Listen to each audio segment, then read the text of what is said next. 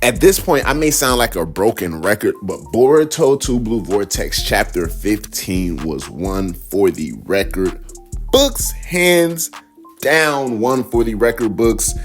I don't know. We should start probably guessing when Kishimoto is going to sell or Ikimoto is going to sell a chapter as opposed to if the next chapter is going to be gas, because at this point, it's a given.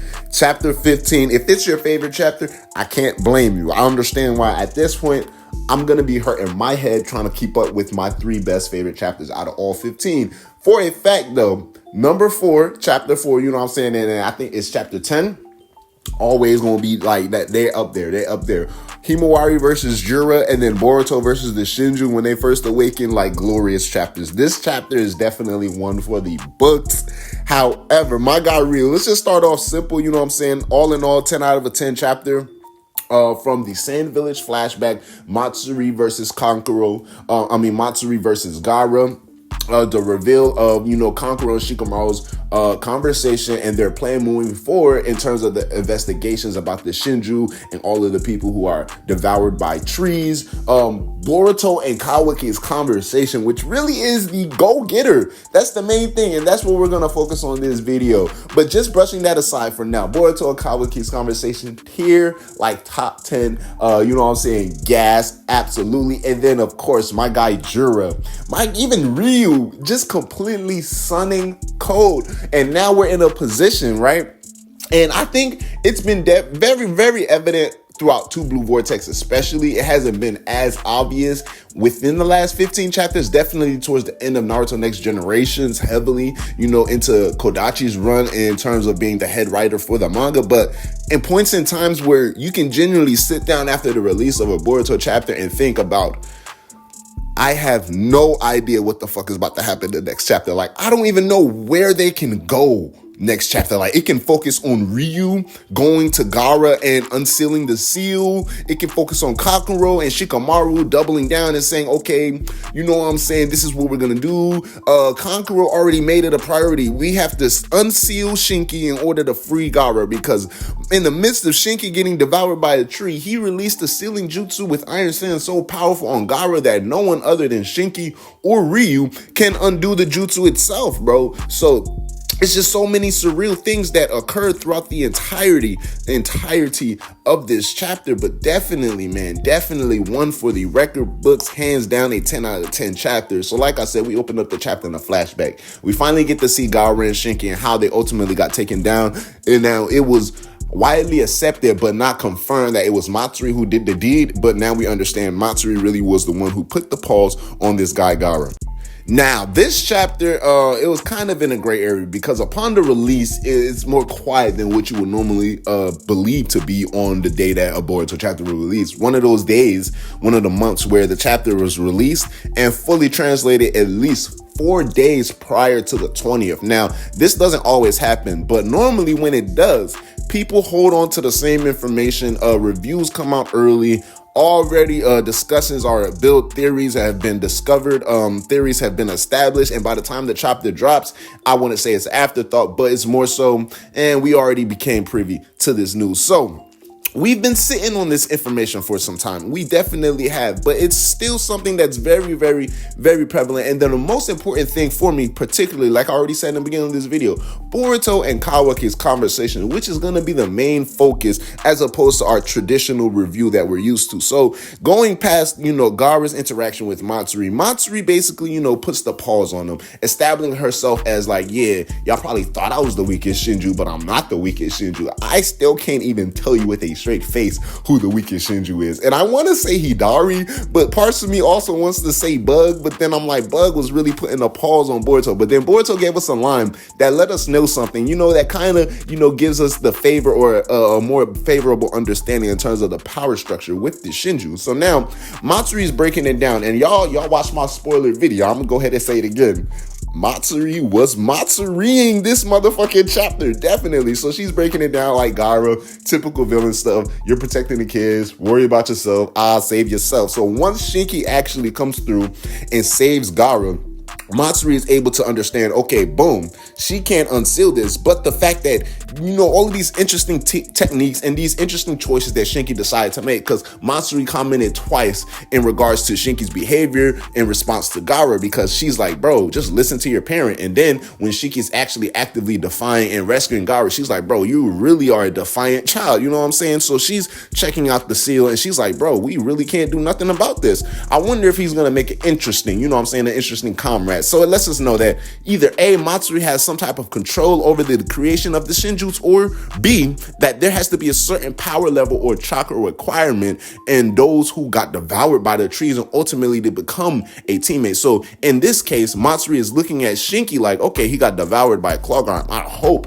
he was strong enough to become a teammate, because if that's the case, we might get a sword thrown bub out of this guy. So that would explain why there's not millions of Shinjus walking around, because we know that there's multiple shinobi who got bitten by the trees, but only a few actually manifested into Shinjus or divine tree people. So now once Shikamaru and Kankuro exchange informations, we get some interesting confirmation for both Sarada, shout out to the queen, and Sumire, that basically, next time Boruto reaches out, let me know. And I think we're still gonna touch on the whole entire idea of Shikamaru wavering and being hesitant in his ability and his decision to trust Boruto. But I feel like that main anchor for Shikamaru moving forward is going to be him remembering that conversation him and Boruto initially had, and just trusting Shikamaru himself, like that he's going to believe that memory that he decided to trust Boruto. So moving forward, he's not going to question it. He's going to know, like, okay, I already have a memory of deciding to trust Boruto, so I'm just going to stick with that memory and I'm going to trust him moving forward, whether he's Boruto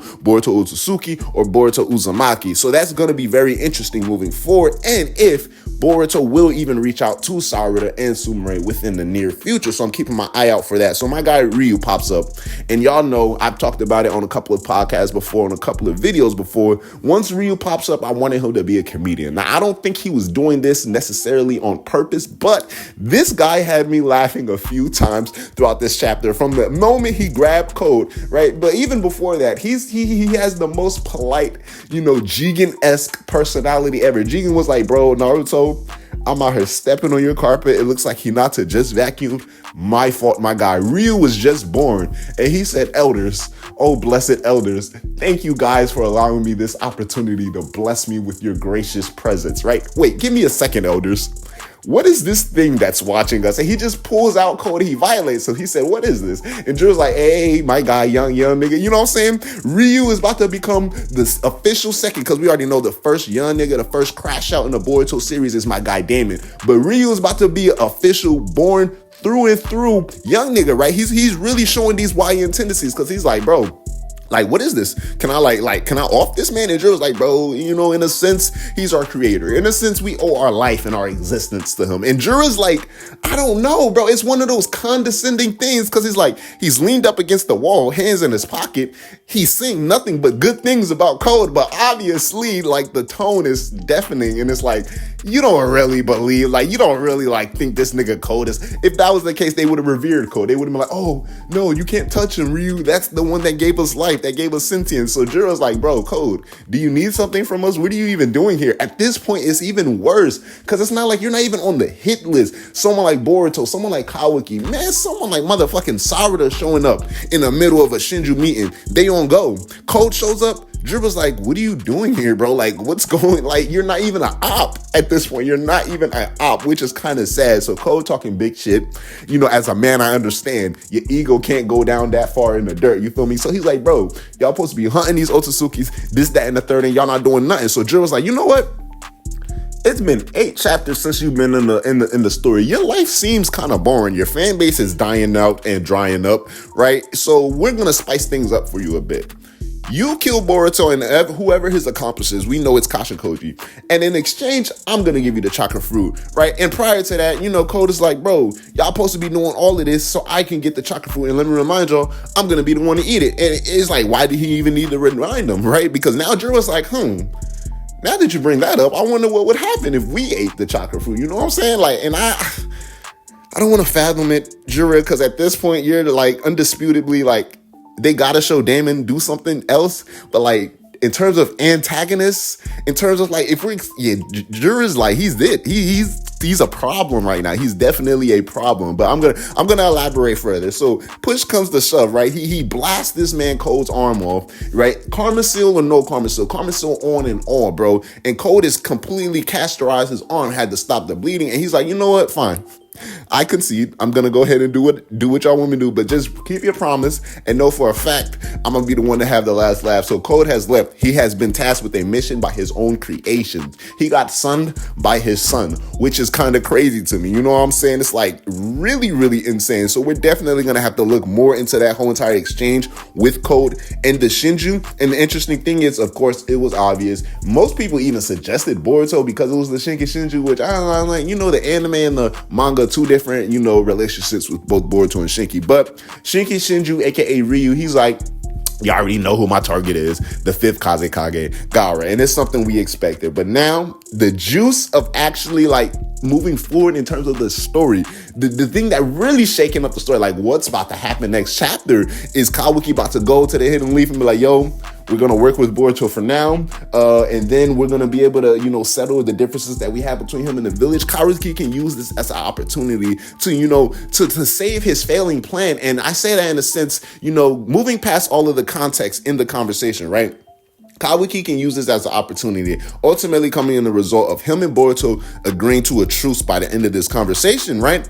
Eventually, in his head, his plan was to release Naruto at the end of the day. Everyone believes Naruto is dead. The shock value from coming to suddenly seeing Naruto alive, let's say agreeably that Kawaki succeeds in his plan, everyone's dead, Boruto's dead, Code, the Shinju, Otsutsuki, he brings Naruto back, and everybody's gonna start what the we went through all of this because we thought he was dead, and he's not dead, so what's going to happen? And it's not going to be too easy. So I don't even think, if it's not Kawaki killing himself personally, or even Sarada, if she's still alive in this said timeline, I don't think Naruto would go through with killing Kawaki, and he's going to want to be questioned, you know what I'm saying? And Kawaki isn't going to want to go through those type of interrogations. So in my mind, the only way to salvage Kawaki's plan, with everything falling apart as it is, Boruto pulling up, being as strong as he is, right? It's already been established by Boruto in this interrogation, Naruto is alive.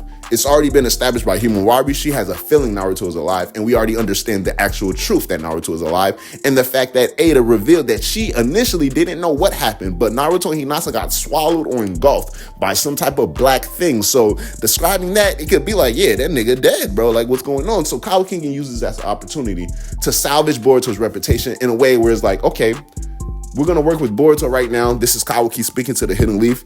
He revealed to me that Lord Seventh and Hinata are alive, and someplace where I can get access to them if we abide by Boruto. So simply at this point, you already told a lie. Keep the lie going at this point, my nigga. Don't be lazy with it. Just let them know hey, Boruto got them and they alive. Even though we know you got them and they alive, that could be a way to salvage the situation to allow for better, smooth operations moving forward. But Boruto basically tells Kawaki in this conversation, bro, I'm that nigga. My master is that nigga. My dad is that nigga. But you didn't even use my dad and his teachers to make you that nigga also. So we got to find a way to make you that nigga so we can go beat them niggas. That's long story short. That's basically what Boruto told him. And Kawaki's there's no fucking way, right? There is no way. So it comes to reveal the truth. The biggest op of all ops, Amado, has been the one playing, and it's come on, bro. We knew this was happening. We knew it was gonna be the case. My guy Amado has completely maxed out Kawaki's buffs. He completely maxed out his defense. He completely maxed out his regeneration ability. So basically, he made Kawaki a living, walking punching bag, bro. And he limited his offensive output and his offensive capabilities. So with this being the case, it is a surefire way to guarantee Kawaki's safety in terms of, regardless of what Code or someone else is able to do, Kawaki's defensive, for the most part, will allow him to survive said attack, and his regeneration abilities will allow him to reach full health eventually again. So, but situations where we're seeing him need to resort to a Karma Seal to blast a Kargon, to resort to a Karma Seal to attempt to attack Boruto, resort to a Karma Seal to get annihilated by Jura and Hidari. It's understandable. Okay, he's been taking a lot of hits. He got poisoned by Mikuzuki, and it looks like Boruto used a lot of strength in that single punch to take him out, but Kawaki is still here though, you feel me? So it makes sense. It makes a lot of sense. My guy really got nerfed. But it's crazy how they nerfed the man, right? And they still made it genuinely uncool. It's not they slacking Naruto or Boruto got nerfed, somebody got nerfed, and it's we know what they can. Nah, we all genuinely believe this is the best Kawaki can do. And even in the fact, this dude defensive got maxed out. His regeneration got maxed out. So it's not like he completely nerfed him. He got buffed. You feel me? He just like this dude capabilities in terms of offense were put within a limited parameter.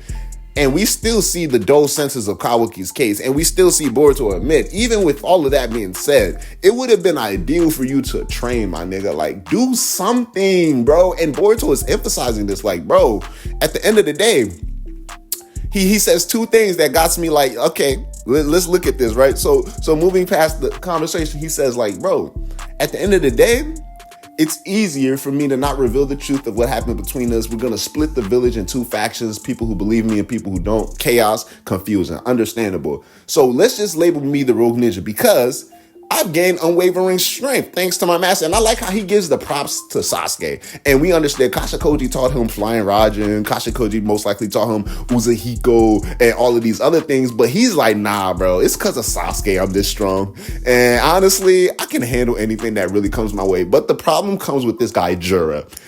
I can't beat him on my own. So we're gonna need you to get stronger. And that's where it's interesting because we know Boruto knows about the Shinju Hidari. He's seen the bug Shinju. He's seen Matsuri. He's seen Jura. For some reason, he's like, the Shinju are especially strong, but I can't beat Jura on my own. So everybody, take out Jura from the equation, nigga. Boruto is above all them niggas, man. Boruto's stomping on motherfucking necks. And that I'm excited because that just automatically stamps Damon as being that nigga because Damon saw the Uzahiko whip out and he was like, that's nifty. It was pretty cool. It wasn't anything that raised the eyebrow.